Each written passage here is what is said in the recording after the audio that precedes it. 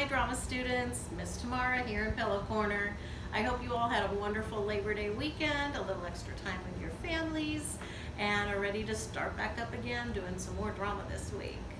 I just want to say I'm very proud of all of you who've been turning in your work and completing all your assignments. I have to say, period 8, good job. You got almost everybody got a little bit of thunder there. It's very dramatic here. Period 8, you did a great job getting all your assignments in. Some of you have not still turned your assignments in, and if you're having trouble with Google Classroom, please email me and let me know, or ask Mr. Brett or one of your core teachers to help you. I know it's working because other kids have submitted their assignments, so you have to submit your assignments in Google Classroom. Even if you've written them in your workbook, I need to see them. So you won't get a grade if you don't turn it in. So the last week we were working on our theater family and feeling confident and being able to get up in front of our friends and our peers. And we also talked about ourselves and what the things were that we wanted to work on for acting. So you did that student information sheet, and a lot of you shared really great ideas with me about things that you wanted to work on. Some of you talked about working on being able to project and use your voice and use character voices. Some of you talked about not fidgeting when you perform and holding still.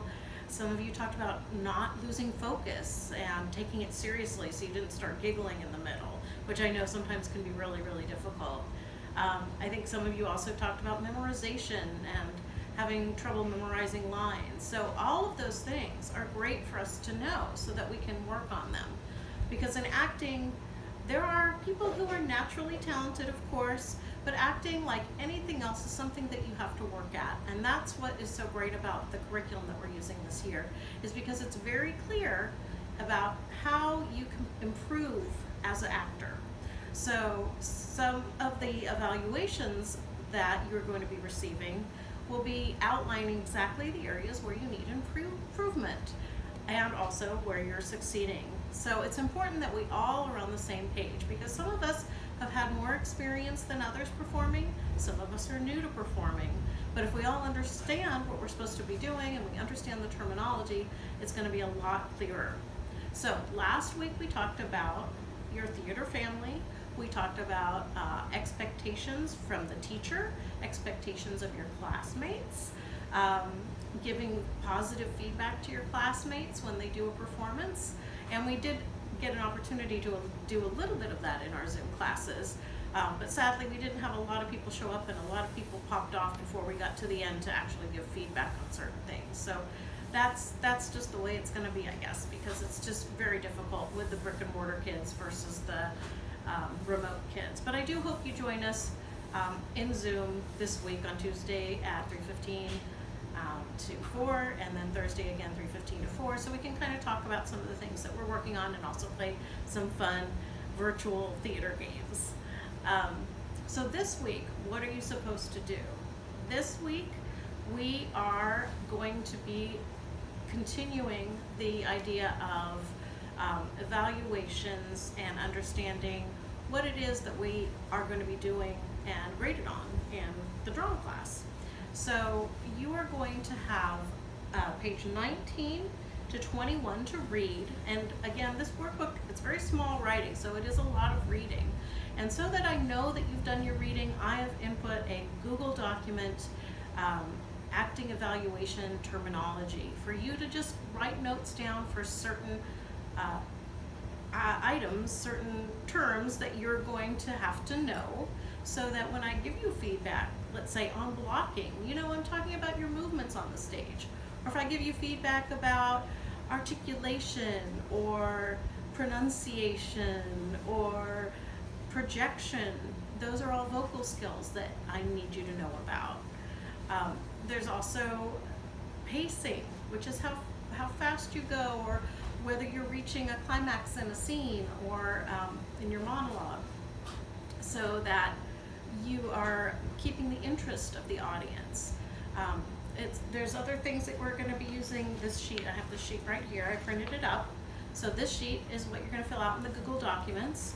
And it talks about approach, which has to do with how you approach your scene and how you prepare for it, and setup, which has to do with things like props and staging and how you're going to use chairs and scenery, that type of thing. You're going to talk about in your Google Doc an introduction. There are two types of introductions. Last year we only worked on our standard formal introduction, and this year we're going to also talk about an entertaining one. So in the introduction section, I want you to talk about the two different types of introduction that you can use. Talks about, you're going to read about energy and how important that is in a scene, because you don't want a scene to drag and be very boring and slow. So you need to make sure that there's energy behind your characterizations and the pace of your scene, that sort of thing. Some other things we're going to talk about is movement, your posture, how you stand on stage, how your character would stand. So maybe if you're a general, you would stand with your shoulders very tight back like this. You're a very proper person. And maybe if you're just kind of like a chill hippie girl or dude, your shoulders might slouch a little bit. Notice how my voice changed when I did that for the characterization too. So hand in hand, your movement, your posture, and your voice and your intonation go together when you're doing characterization. Your body language, that sort of thing. You're also going to be explaining vocal confidence. What does it mean to have vocal confidence? It means not hesitating, not stuttering, speaking out loudly and clearly. Grover really likes it when I have vocal confidence. You'll be talking about, they call it facials in the book, but it's facial expression.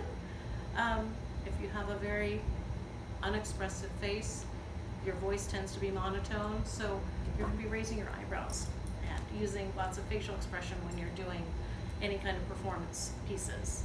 And again, we're talking about performance for the camera right now because we are performing virtually.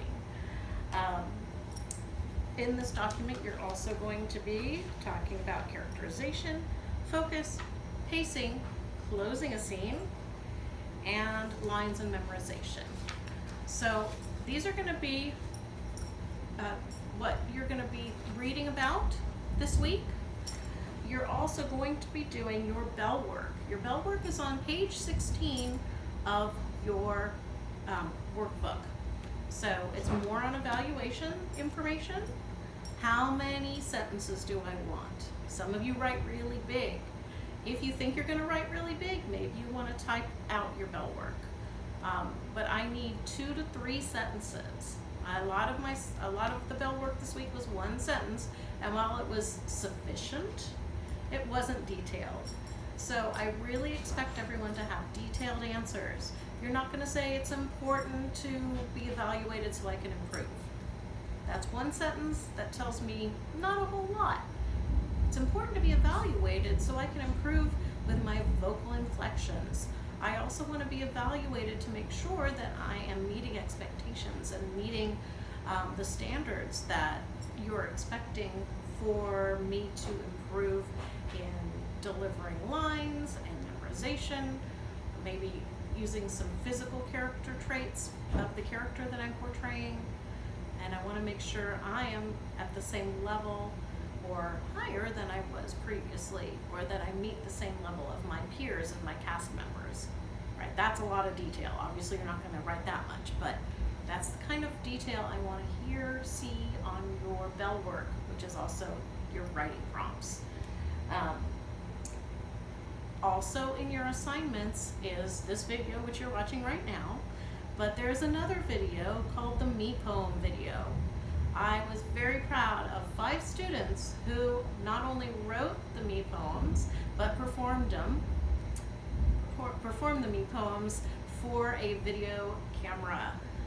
They taped themselves performing it, and those students were Maria and Natalie and Skylar, who did it in the Zoom class with her mask on, and she did 2 poems. I was really proud. She did a poem that was about herself that had rhyme in it, and then she did one that was more freeform. So great going, Skylar. And then also, Amira did a lovely poem. And finally, Sophia did one in class. I did not upload that one because there was too much background noise and it was too hard to hear you. So I'm so sorry, Sophia. But those me poems I sent to Mr. Brett and I sent to Dr. Kopaz as well, because I was really, really proud of you guys. You were vulnerable. You used a lot of expression. You were confident. And I'm just really, really proud that you decided to do that extra credit assignment. So that was an opportunity for everyone. And if you didn't do it and you decide you want to do it this week, well, maybe I might give you a little extra credit. So some of you actually did write the poems and they were lovely as well. And I did give you some credit for that as well. So that was last week. This week, no extra credit assignments, so it's only a 4-day week, but there is a lot of reading.